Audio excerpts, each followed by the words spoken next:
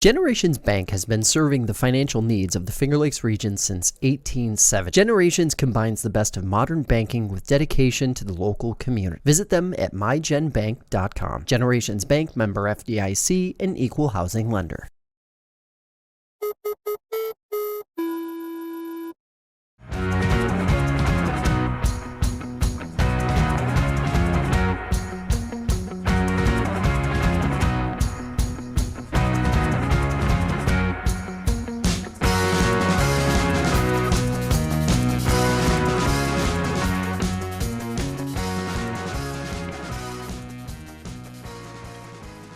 Hello, everybody. Welcome into Concrete Jungle, a New York baseball podcast here on FingerLakes1.com. Paul Russo and Kyle Evans here with you. We are post winter meetings officially here, recording on the 12th of December. Kyle, been a while since we've done baseball stuff around here. Luckily, though, it's been a pretty entertaining couple of weeks, so we have a lot to kind of get to.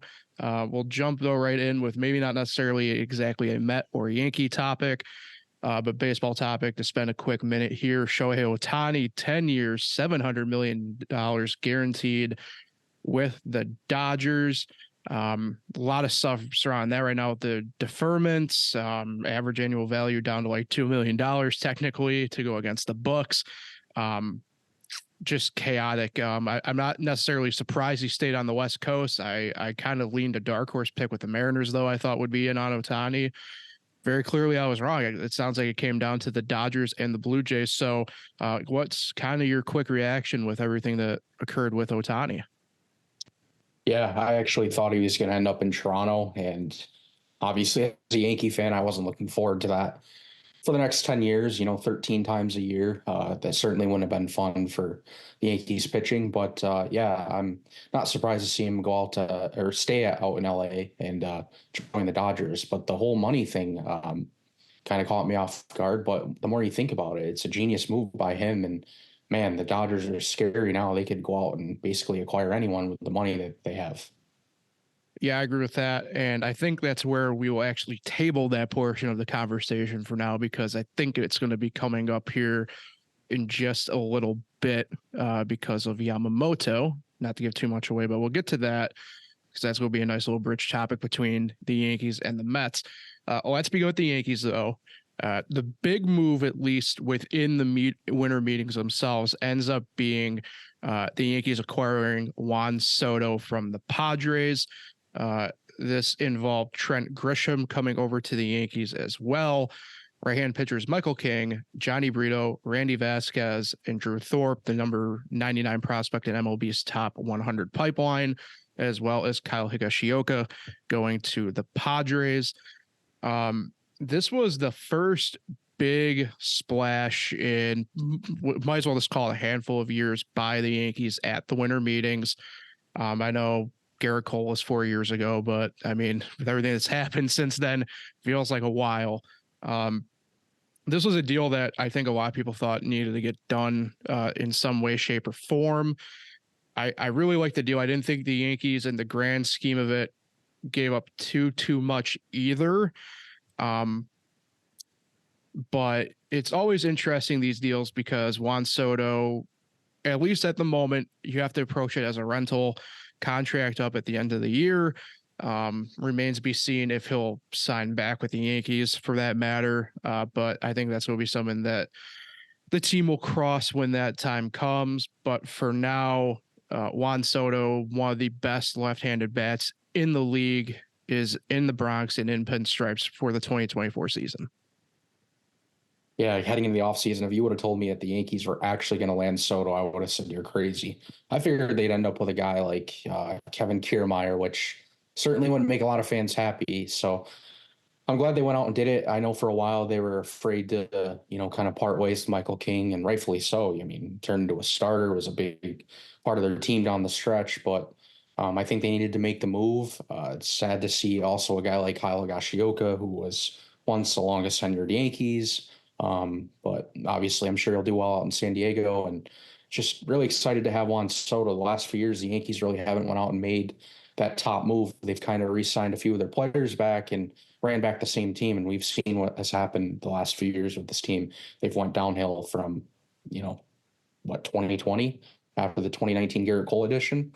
So, yeah, I'm just really excited right now. Hopefully they continue to add more pieces because I think their pitching is a little questionable right now. No, I definitely agree with you there. And that was the thing. It kind of seemed like, Michael King was maybe actually one of the major hangups at one time in this deal, with, the elbow concerns. And, it's interesting because, personally speaking, I feel like in one of these deals, whether it been Juan Soto or somebody else, Michael King or Clark Schmidt was going to be some way involved in this. Personally, I'm liking the fact that Clark Schmidt's the one who's, at least at the moment, right? You never know what might happen. It's the one staying in the Bronx. That being said, Michael King's is such a great piece. And that one is tough to swallow, admittedly, a little bit, just because, like you said, Kyle, just such a big piece of that 2023 team. Probably, he's not the major superstar by any means, but a key piece that if he's not in that spot that he's in, we probably didn't talk about the Yankees still being in playoff contention to, more or less 10 days left in the year, like we were. Yeah, I mean, he was actually really putting up numbers that were among the best in the league down the stretch. Gave the Yankees innings. And yeah, I agree with you. If they didn't have him, they probably wouldn't have been in the race till the month or so. So yeah, sad to see him go. Hopefully he does well. Yeah, in a couple of these other pieces here as well. You mentioned Higgy, 15 years in the Yankee organization, was, I believe, at least organizationally speaking, the longest tenured Yankee. Obviously not the big league level, but in terms of, from signing to rookie ball and all the way through, 15 years is a long time. And, unfortunately was a guy, I remember when we last recorded at the second week of November, there was a name involved already in trade discussions. And it's never easy for a player of any level, right, to be kind of just involved in that. And, Higgy, this is a big piece. I mean, he caught, obviously a perfect game, no hitter, part of a lot of key Yankee moments the last few years that, especially in a time where, this team certainly has underperformed for the most part, and became a really just steadfast presence within the clubhouse. Not very vocal, as we know, but one of the favorites within among his teammates, as well as the coaching staff. Yeah, and one thing about him too is it seemed like he was always on the field, always stayed healthy, always was reliable. I know at times fans were fed up with this, hitting, but at times Higgy had some pop. So I always was a fan. Like I said, it's kind of sad to see him go, but hopefully he does well. Yeah, well, rapid fire here. The rest of the pieces involved with the Yankees heading out. We talked a ton about Drew Thorpe also at that November episode we did. Pitcher of the year within the Yankees system, minor league pitcher of the year as well, just in baseball in general. Obviously a tough one to swallow, but the key part here, I think a lot of people remember, is he was 99 out of 100 in the recent pipeline list. And, this is something I think we'll talk about a little bit too, as well, when we get to the most recent Yankee trade that occurred, this past Monday, as of recording this. But you never know exactly how a prospect will actually end up and turning out and stuff. I mean, my favorite one to bring up will always be Jesus Montero. I remember seeing him when he was at AAA with Scranton Wilkes-Barre. In high school, me could tell you right away that guy was just not going to be destined for big league baseball for long. And he was at the time the top Yankee prospect. And this was like 2009 or 10 or whatever it was. And lo and behold, he's part of the Michael Pineda trade, to really go back in the Rolodex there a little bit. And I think more or less played one season with Seattle and has played abroad ever since. So obviously I don't hope that for Drew Thorpe by any means, but you just don't know. Johnny Brito and Randy Vasquez, names that we talked about all year, pieces of the Yankee team this year that, although admittedly maybe not great, good spots when they needed to be. I mean, Brito technically started the season in the starting rotation in 2023 for the Yankees because of injuries and everything. So they'll go and more than likely be at least in theory, plug pieces right away in the big league pitching staff for San Diego. Yeah, I mean, these two trades, obviously, we're going to talk about the Boston trade coming up, and then even the Rule 5 draft, they've actually lost quite a bit of pitching depth. So that's why I said when we started the show that I was a little concerned with the pitching. I think they have some moves to make to kind of fill those holes that, they just lost. Yeah. So let's move on to those other trades then. As you mentioned, Kyle, Alex Verdugo acquired from the Red Sox. And this was before the Juan Soto trade. So let's preface it with that. The Yankees sent away Greg Weisser, Richard Fitz, and Nicholas Judas. They were now within the Boston organization. Obviously, the main name for the Yankees being sent away there is Greg Weisser, who, really great stuff. But this past year, really year and a half, I ended up being like a quad A level player. Really good with Scranton. Maybe not as well with New York for the most part. But let's circle back. Alex Verdugo, another lefty bat the Yankees bring in for the outfield. Even after the Soto trade, I still think Verdugo is probably starting somewhere in the Yankee outfield as it stands right now. I know being Yankee fans here just for a moment, he's not exactly high on our favorites list by any means. But let's take a look at the last 4 years in Boston. He was obviously the key piece coming back to the Red Sox in what was the Mookie Betts trade. And, for as much crap as he gets, he's been really solid for Boston the past 4 years. He's above 285 with the average. His strikeouts have, outside of this year, went down for what his career was up to that point. And, there's a lot to be maybe desired on defense, but he had a really good year this year in right field for the Red Sox. So there's some hope there. But I think the main focus here is definitely the bat with Verdugo. And, as long as he produces in theory the same way he was in Boston, he should be a really nice piece somewhere in this Yankee lineup. I don't know where he necessarily fits order wise right now. Right. But the fact of the matter is he's going to make a really good corner outfield piece in my mind for this 2024 Yankee roster, the way it's shaping up. Yeah, at first when the trade came through, I was very caught off guard, of course, as I'm sure you probably were. Mm-hmm. And I thought maybe he was going to go as part of the Juan Soto deal. And obviously that didn't end up happening. And then they acquire another left-handed hitting outfielder. And I'm like, wow, that's 3 left-handed hitting outfielders. Then I thought about it more. I do agree with you. I think Verdugo will be the starting left fielder, and Grisham is kind of that 4th outfielder that comes in late for defense. Mm-hmm. Obviously, Stanton's going to probably get some time in the outfield. So say he's in the lineup and he's playing right field or whatever, maybe Grisham comes in late and, they kind of do some defensive changes late. But yeah, I think Verdugo will be a nice piece. Has good numbers against right-handed pitching. Playing in Yankee Stadium, obviously for any hitter that's left-handed is always good. So I'm kind of excited to see where this goes. And I'm just glad that Brian Cashman stuck with his word and went out and got those left-handed bats. What number do we think Verdugo wears? That's tough. I haven't thought about it. I'm going to guess 29. What number did Billy McKinney wear last year? Let's see. McKinney was... I feel like he takes one of the outfielders' numbers that were here. That's 61 was Bowers was 61, right? Yeah, Bowers was 61. Yeah. I can't remember what McKinney was now off the top of my head. Yeah. And wait, what did... Yeah, I don't know. I should have thought about it more. I'm sure we'll know soon, though. Right.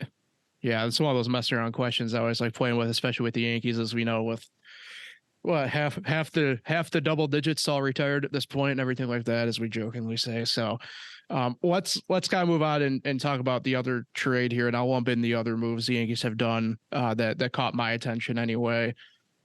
So yesterday on Monday, the Yankees acquired left-hander Victor Gonzalez and second baseman Yorby Vivas from the Dodgers.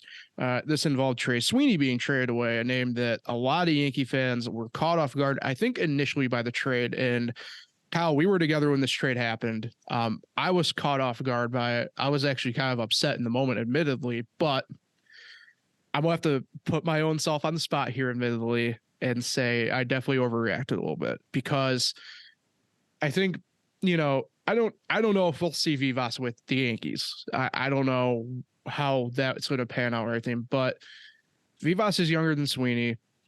He's played at AAA longer than Sweeney. And even then, I know it's tough saying it, but he's produced better than Sweeney at the higher level so far. Now, that's not to say we don't know about Trey Sweeney. Obviously, I thought it was going to be a big piece of the Yankees kind of going forward here, as did you, but yeah, I'll save that portion for you here in a second. But I think the key part here, really more or less at the end of the day, is the fact that Victor Gonzalez, lefty, comes in, ground ball type pitcher, and that probably takes away the Wandy Peralta spot on the roster. We know Wandy's a free agent, and the feeling is mutual about coming back to each other, but it just looks like it's not going to happen now. I think you actually brought up yesterday, Gonzalez is slated to only make $1 million this year, where Wandy's looking at somewhere in the $4 to $5 million range. So I know it may seem like we're nickel and diming it at that point, but if push comes to shove and the numbers end up being similar on the field, then you'd be dumb, I guess, not to take the cheaper option. That being said, it just kind of was a weird off the wall type move, I think, yesterday that, now as we sit 24 hours out or so from it kind of makes a little bit more sense the more you kind of, I think, get away from it.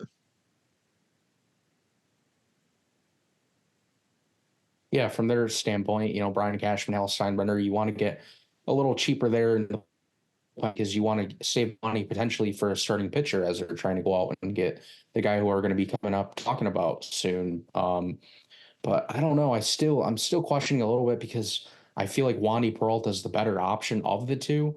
But I don't know. Maybe I'm wrong. I do like that he gets a lot of ground balls. That's kind of like Clay Holmes, just a ground ball machine, I guess, from what reports say.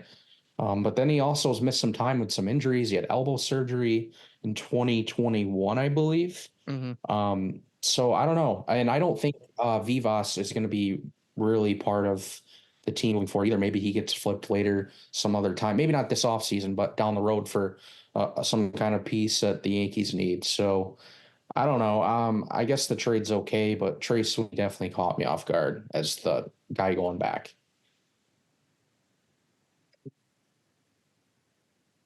All right, so the last moves here, I guess, quickly that kind of caught my attention for the Yankees, and we won't spend a ton of time here, obviously, but outfielder Oscar Gonzalez claimed off of waivers from Cleveland, another outfield piece, righty, young, and then right-hander Yuri De Los Santos signing a minor league deal with the Yankees, and then one last piece that caught my attention was back when the Yankees were doing 40-man roster moves, Clayton Beeter selected from AAA Scranton Wilkes-Barre technically, so he is officially on the 40-man. So obviously not anything maybe super major there outside of, in my mind, Beeter in terms of prospect-wise. But, Gonzalez, that's one of the names that before I think everything kind of started, it caught me off guard because, first year with Cleveland a couple of years ago, really great stuff. Last year, not as much. I ended up, I think, getting sent back down to AAA even at certain points through the year. Probably more of a depth piece guy for the Yankees as well, at least as it stands right now. So probably remains to be seen a little bit there. Same thing with De Los Santos, former Pirate. So just a couple interesting stuff there. Not sure if you really have anything on them, Kyle, as it stands right now. Yeah, I actually looked into this last week right before the Soto trade was finalized. And when I heard Grisham was coming back in the deal, if you're including Stanton, I thought this was interesting. There's 10 outfielders on the 40-man roster right now. And you look and you still see Estevan Florial there. Everson Pereira probably isn't going to have a spot now because they filled in the holes that they needed. I get it. Oscar Gonzalez is probably a depth move, and Dominguez obviously is not going to be ready at the start of the year, probably going to miss a good chunk of the year. But I just found it interesting that they have 10 outfielders on the current roster. And that was after they had 6 catchers on the 40-man roster. They're down to 5. So I thought there was a lot there, but that's kind of my takeaway. I definitely agree with you there on especially the outfielder point. I think especially too when you think about this kind of the versatility of a couple of guys that as well that can play outfield potentially here and there, and it's kind of hectic. So, all right, let's talk about the bridge topic between the Mets and the Yankees here. That's Yoshi Yamamoto, right-handed phenom pitcher for free agent. Well, it's always weird when we deal with the international stuff from the Asia Pacific region. So kind of a free agent, as I call it, because he's posted from the NPB. So just a quick rundown here for both teams here. Start with the Mets portion of it. They got ahead of the curve. Steve Cohen and David Stearns, as well as Kodai Senga's translator, Hiro Fujiwara, went over to Japan and met with Yamamoto and his mother. That was, I believe, almost 10 days or so ago now. The Yankees held a meeting yesterday, Monday, with Yamamoto in Los Angeles. Hal Steinbrenner, Brian Cashman, Aaron Boone, and pitching coach Matt Blake met Yamamoto and his agent at Yamamoto's agency. So, you know, I don't know. It's always interesting. This is where definitely that Ohtani stuff that we talked about comes into effect here a little bit. You know, I still view maybe the Mets as number one-ish, as I would call it. But I'm really hesitant now based on what we saw with Ohtani's contract. I definitely viewed the Mets above the Yankees only because the Mets got ahead of the curve. They went to Japan. They made that effort too. And I figured Cohen would spend the money to get him, you know. The Yankees, on the other hand, I know they're very high on Yamamoto. I know Yamamoto's high on them. You ask around, it's kind of like one of those, it depends who you talk to, how they view the Yankees, I guess, position for Yamamoto. But like I said, I think the Mets are above the Yankees in the preference list right now. But I get the feeling that Yamamoto's probably a Dodger, the way everything's kind of shaking out with that contract for Ohtani. Yeah, I kind of have a thought on this Yamamoto stuff. A lot has been made about the Mets, you know, going out to Japan and seeing him. But here's what people don't remember. Brian Cashman was the one that was literally at Yamamoto's no-hitter. Sure. And they had a representative at each one of his starts.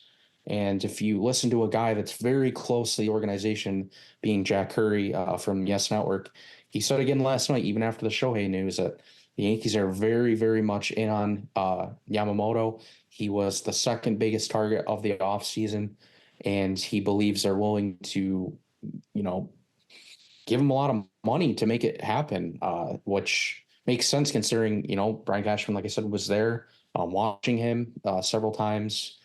They've been talking about him a bunch, but I do agree the Dodgers are scary now because they could just overpay like crazy to get him. And he'll probably like the idea that he'll be playing with Ohtani. But then you just also think again about the Mets, like you said, you know, Steve Cohen is willing to spend a lot, and he'd be next to Kodai Senga in the rotation. So I don't know. I agree with you. It's kind of a mystery. I guess it's kind of fun to watch it play out, though. We don't really know what's going to happen. I'm just hoping the decision comes in the next week or so, but it might be a little longer than that. Yeah, it's going to be interesting. It's all those things that I think back to, especially with stuff like this, is more times than not for the longevity of the player's career.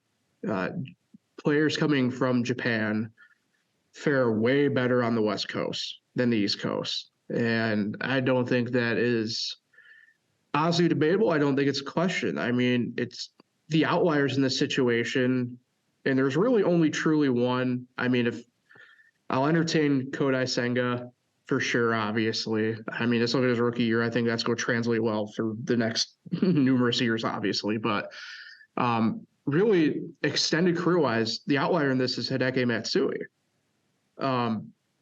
You know, any other player that opted to go East Coast first over West Coast has not fared as well. Daisuke Matsuzaka had a really good rookie year, and that was his peak in the MLB for the most part. Kaz Matsui just did not end up working out well at all for the Mets, oddly enough. You know, it's one of those things where I guess, you know, it depends how you view maybe Seiya Suzuki in a way, right, with Chicago, but, you know, things are working out pretty well there. But, you know, the players who typically start on the West Coast, beginning with like Hideo Nomo with the Dodgers, just have had long and at the very least some form of successful career. Yoshi Kikuchi started with the Mariners. He's kind of figured it out now with the Blue Jays here now a couple of years in. but he was really good with the Mariners. You know, obviously not Ohtani level good or what we hope Yamamoto level good or Senga good, but good. And I think, you know, it's just one of those things where you're closer to home on the West Coast. I think culturally speaking, you're better off on the West Coast. There's just more of, like I said, I think being closer to home plays into that a little bit, but there's less of the time difference. There's less of that cultural experience. The West Coast is just naturally more open armed to the Japanese players that come over, you know?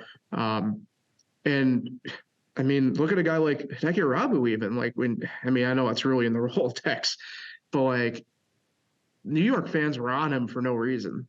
And he only had a handful of year career, more or less, with the Yankees, and I think right at the end with like the Expos. But you know, you look at some of these guys, and it's just like, damn, like what could have been. And that's where I kind of feel like even the Dodgers maybe have just like a little bit of a one-up on the East Coast teams. The fact that they're West Coast, you don't have to go far. The culture is way better for you here. And you know, frankly, we haven't been able to say this, you know, for the most part in a long time, but like the West Coast right now, they might just have collectively the better baseball going on. I mean, maybe the East is a little bit more top heavy, but you know, it's more spread out throughout the West.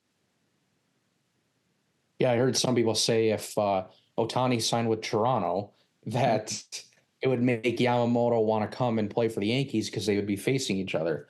Not sure if I totally buy into that. I mean, maybe I guess that could be a little part of it, but you could still face them another time. Like, but yeah, I do think the Dodgers, like always, it seems like a big time free agents. They're always a team you got to watch out for. They got a lot of money. They're willing to spend. So yeah, I just hope somehow, some way that he does choose the Yankees because, of course, they really could use him in the rotation. But if not, I guess the Yankees are going to have to look somewhere else, probably in the trade market. Because I don't think, other than Jordan Montgomery, there's nothing that's to his level. No, I mean, especially at this point. I mean, I know a Sonny Gray reunion was obviously extremely unlikely, but you know, he's off the market too at this point. Yeah, it's, you know, not, the options were few and far between still. So all right, let's transition fully over to the Mets here. They've had a lot more of a quieter offseason up to this point in the grand scheme of it, but officially Carlos Mendoza has been named their manager, former Yankee bench coach, has been involved in the managerial cycle now for a couple of years. Obviously, I think the Craig Counsell thing, the way it seems, kind of got overblown with the Mets here. I think we all kind of bit into it a little bit more than we probably should have. And it sounds like Mendoza was actually probably their number one guy over Counsell, even at certain points, at least in the process. And, you know, ends up coming into full effect. You know, one of those things where I think it's actually going to end up working out really well. You know, I'll just name a couple of the coaching hires coming onto his staff in addition to him. John Gibbons, former Blue Jay manager, is going to be the bench coach. Eric Hinsky will be the assistant hitting coach. And Richardson comes over from San Francisco to be the first base coach. And this one is interesting. Mike Sarbo is coming over to be the third base coach. He has been long with Terry Francona in Cleveland and in Boston, but Mike is going to be the new third base coach for the Mets. And that is a really good staff to put around a guy who does have some, at least that administrative portion, as I call it, of managing, right, the lineup card and stuff like that. But those are some really good names to build around a first-time, full-time manager to make him, or at least help him succeed in what the plan is. You know, I really like the hire that the Mets did with Mendoza. I love the staff around him. It's a bunch of baseball guys. It's a baseball guy leading the team. It's a baseball group of dudes surrounding him, aiding that happen.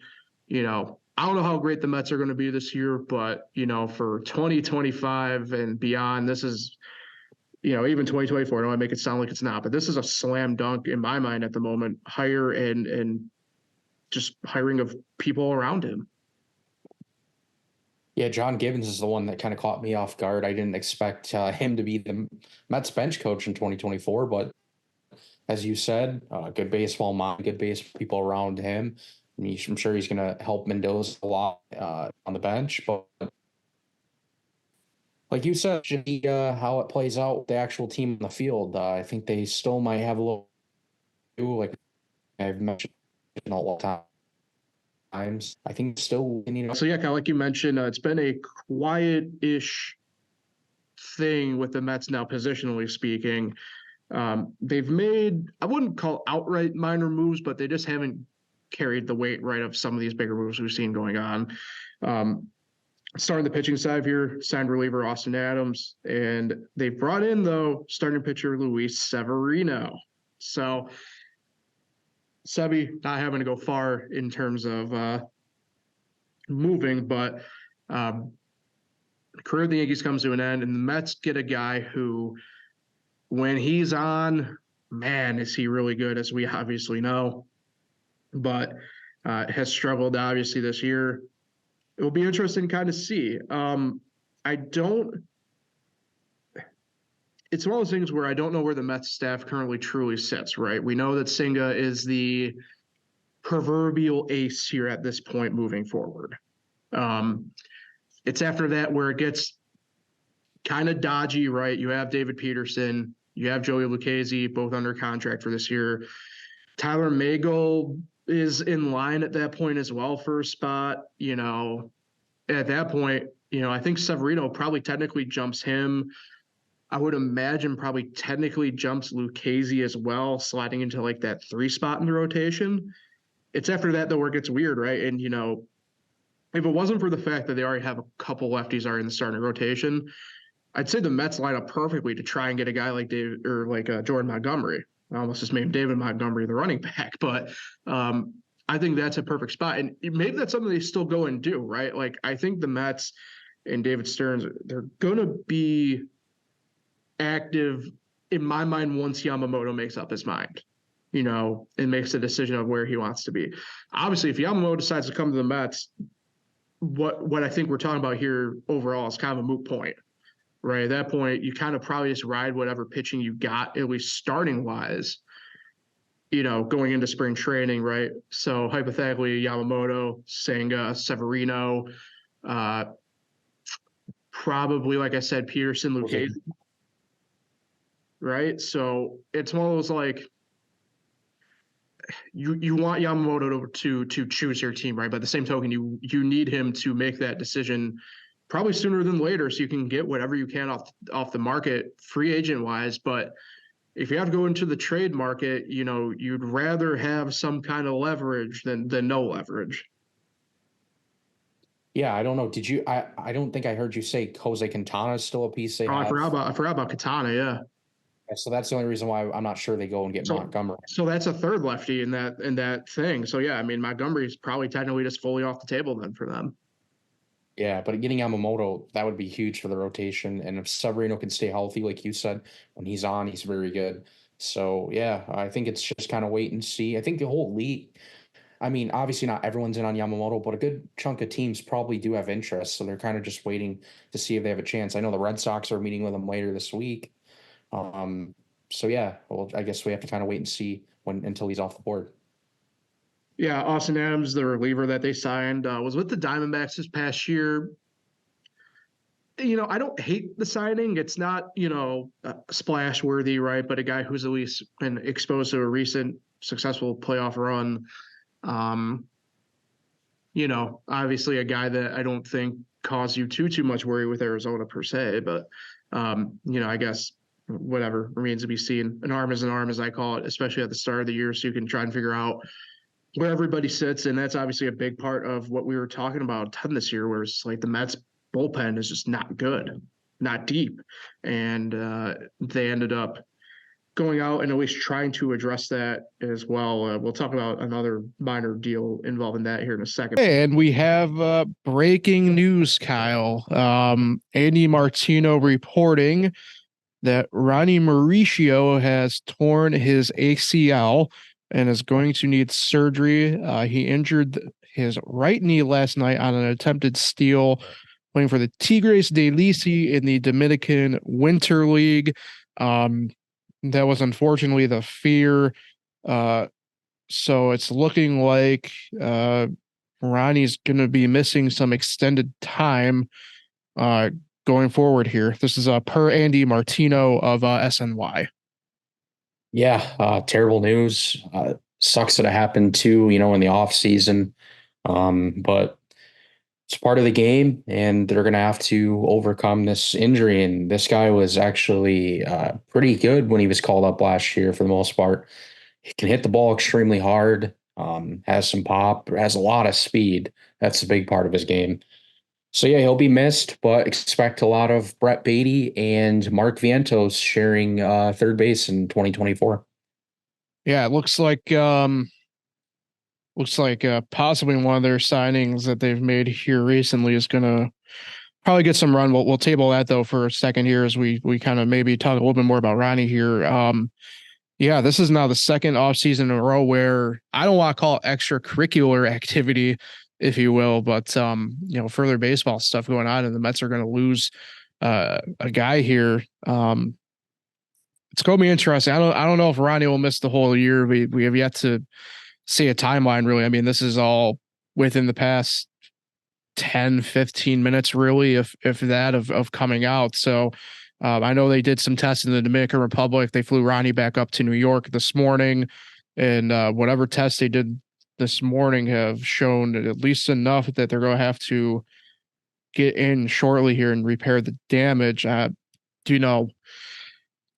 This is all going to be very fluid, I think, at this point. I mean, I'm imagining that, ACLs, they aren't necessarily a full year anymore that you miss, but you still miss an extended period of time because you have to do rehab. You have to do all of it. And I mean, if you're the Mets, that kind of forces your hand out. I think you'll have to maybe go and get, another middle infield piece of some sort here, I'd say, or at the very least a utility guy. Kind of talk about maybe a little bit now. I mean, they signed Joey Wendell a few weeks ago from Miami. Obviously not a superstar name by any means, but a guy who, I mean, they have it listed as a second baseman, but he can play pretty much anywhere in the infield and get away with it. I don't think he's going to be obviously the true replacement in this Ronnie scenario. Like you said, I would imagine Vientos and Beatty get most of the reps in that space anyway. But you're gonna have to figure out. I mean, the bat situation for me is where it gets really sideways here. I mean, if he was on track to produce like he was, when he finally figured it out last year, and we only had really a month or so, really truly of riding Mauricio at the big leagues last year. This is a spot where you're gonna have to go out and get somebody. I don't know. This is not, I think, the position the Mets wanted to be in as we're talking here mid-December. Yeah, they're going to need other guys to step up in the lineup. We remember times last year it was Pete Alonso and nobody else. So you're going to need the other guys on the roster to start producing offensively, or this team's going to lose probably a lot of games because we know their pitching was also an issue at times. And if they don't go out and make more moves, at least to build the bullpen up, especially if they miss out on Yamamoto, and this team might have another losing season, 70-ish wins. So they got some work to do. Yeah. And that's the thing too with these other signings here. And I guess we can kind of get into it because now it's just all blending together in a way. I mentioned Wendell already, but that's a big league contract. The two, in my mind, contracts that they tendered to guys on minor league deals, obviously for both the Yankees and the Mets, invites to spring training are involved with these, but reliever Kyle Crick and shortstop Jose Iglesias, minor league contracts with invites to spring training. Crick hasn't pitched in the majors since 2022. Really didn't pitch a ton in 2023. Technically, he last pitched professionally for Aguilas in the Dominican Winter League, and as we know, that ends in January, February. So there's not a ton of run with Crick in 2023. I think probably most of us really know him, outside of maybe us in that sense, and really baseball guys, but baseball watchers probably only really know him as the guy who pissed off Yasiel Puig a few years ago, and that's about it. Jose Iglesias is certainly a name that I think a lot more people probably recognize, right? He's kind of bounced around here, especially a lot recently. But he did play in 2023 AAA El Paso. That's the Padres AAA affiliate. But was in the big leagues with with the Rockies in all of 22. So, there's production there, I think, from Jose, but, again, especially with him in the grand scheme of it, the way it is now, especially with the infield, he's not the guy, but, if we were talking even a half hour ago about them, it's a completely different discussion, right? Depth pieces who could make an impact, could not, remains to be seen. But now, especially in my mind, the Iglesias one is going to be, he just might have found himself on the Met opening day roster through no fault of his own, I guess, in a way. Yeah, the problem for the most part, it's always been with Iglesias, his offense, his bat hasn't really been consistent enough to keep him in a spot to help a major league team, win games. So maybe somehow this is different. Maybe this is, I get it, not the same position, but is this the next Gio Urshela thing where he comes from Cleveland, goes to New York and hits 300? I highly doubt it, but I guess it's possible. Like I said, we've seen it before, but they're going to need him if he is going to be part of their team, even though I don't think he should. I think they got to go out and make another move. They better hope he produces with his bat. That's been a problem with him.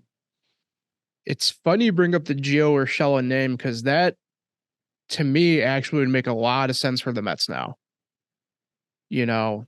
Obviously A++ defensively, but does he have a little bit to desired with his bat still? Technically speaking, yeah, but he's not going to really cost you games at the plate. That, that would make a lot of sense to me. If I'm David Stearns, I'd be calling to see what the interest of Urshela would be to come into the Mets at that point. That's a really good name you bring up there. Yeah, and before he had hip surgery, when he was with the Angels, he was actually hitting 300 then over like 50-ish games. So it seems like since he became a Yankee, something clicked maybe with the Yankees hitting coaches where he's hitting the ball way better than he ever did in Cleveland. So yeah, maybe that would be actually a nice piece for them to go out and get. And remember, I know that's not his natural position, but he actually played some shortstop with the Yankees. So I guess that could be interesting. Yeah, I think if anything, it gives you that flexibility that you could put Gio at, say, third or second in a way. And it frees up. I mean, Vientos technically is a shortstop, although his body build to me does not seem shortstop-esque. But, I mean, you look at major leagues now and you have guys like O'Neal Cruz and Ellie De La Cruz, who, I mean, if they were playing in any other sport, would be power forwards or tight ends or something. So, that answers that there. So, I mean, hey, Gio Urshela is an interesting option. I mean, could this be a case too where you just kind of say, screw it? Do we give like Matt Chapman a lot of money? And I say it halfway jokingly, but it's all the spots where all of a sudden, a guy like Matt Chapman could come on the table, right? If you're the Mets, and as long as he's producing at a good enough level, and I'm not putting this into the ether, I don't think this would happen necessarily. I don't wish that it would happen necessarily, but it almost makes one of those young guys expendable in a way that you could get a really, really, really good piece for them.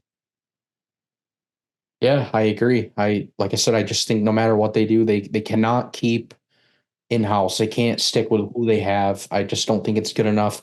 Especially Steve Cohen has said over and over again that they're going to be competitive. They're not just going to be, a losing team like many think they are. They're going to compete now. There's no waiting. So if they're going to stick to their word, the team right now, I just don't think is good enough to be competing with certain teams. So yeah, I think they have work to do. No, I mean, I agree wholeheartedly. I mean, in-house, there's pretty much nobody, right? I mean, outside of, I guess, the young guys that are already there, and even then, like we said, right? I mean, even then it involves kind of changing people around positionally on defense. So I don't know. I mean, it will be interesting. It's one of those weird years where free agent wise, yeah, there's a pool, but it's not like a really deep pool. And even then it's the same thing for kind of like the utility guys, like I mentioned, right? I mean, you got Gio Urshela. That's really only the main one that's, I guess, coming to mind right now is like Gio Urshela in a way. Out of those guys who can play multiple positions if you really needed them to.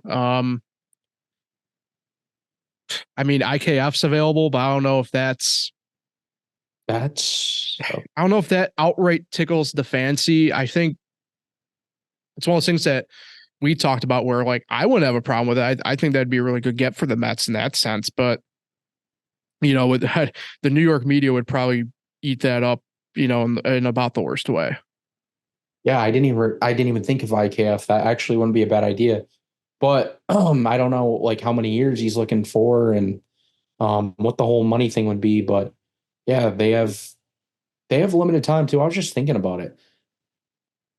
They meet in spring training in 62, 63 days. That's crazy how quick it's coming up. I know they can still make moves, in spring training and stuff, but yeah, I mean, there's not as much time as we think. The off season is cruising. So yeah, we'll see what happens. Yeah, I mean, it's one of those things where we're off the winter meetings, and now it enters that period of normally it's kind of those B tier guys getting signed. Like I said, a lot of the stuff comes back to Yamamoto at this point, and then after that, I think you're going to see kind of the barrage of guys. Your Montgomerys, your Chapmans, Hader. I guess Josh Hader's in there too. Of those guys who are going to be initially kind of going right away in that sense. I think once this happens, and if you're the Mets in this scenario now, I think you're gonna have to try and go and get a guy. Personally speaking, I think and we talk about IKF and Urshela, but I think you borderline almost might have to be making a couple phone calls to the different teams here at this point too.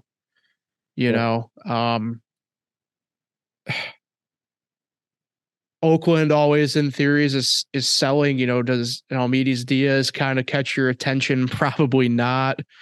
You know,